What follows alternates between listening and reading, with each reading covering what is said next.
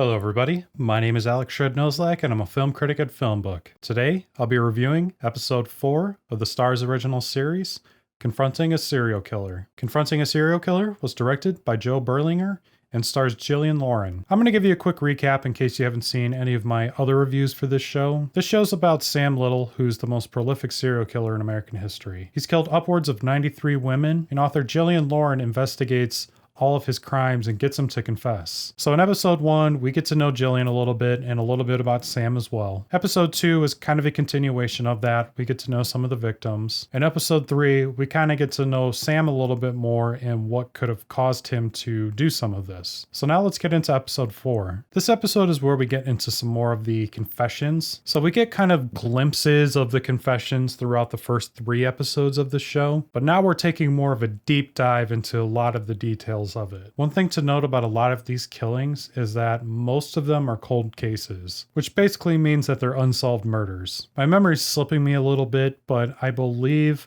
by the end of the series at least, we only know, or it's confirmed, that there's only about 20, but he admits to 93 killings. So this is when we get more into the investigative part of it. This episode focuses on one particular case by a girl named Alice. Obviously, this show's not going to be able to go through 70 plus murders and how they potentially solve all of them. So it focuses on this one and expands on it. So we get to know a little bit about what is going on with Alice potentially. Sam does a lot of drawings of his victims and sends them to Jillian Lauren. He may not remember all the names of everybody, but he's obviously able to remember the faces. It's very eerie. So like I said before, Jillian decides to focus on Alice because she feels like she has some sort of connection to her. Jillian has a really troubled past that's pretty similar to Alice's. She mentions this in the show too, but she could really see herself in that position. So she talks to Sam and starts getting details about that murder, where it could have happened, how it happened, all of the gory details. So Jillian starts to piece all of this together, talk to the people that's around her, and it's difficult for her because while Sam thinks he has a photographic memory,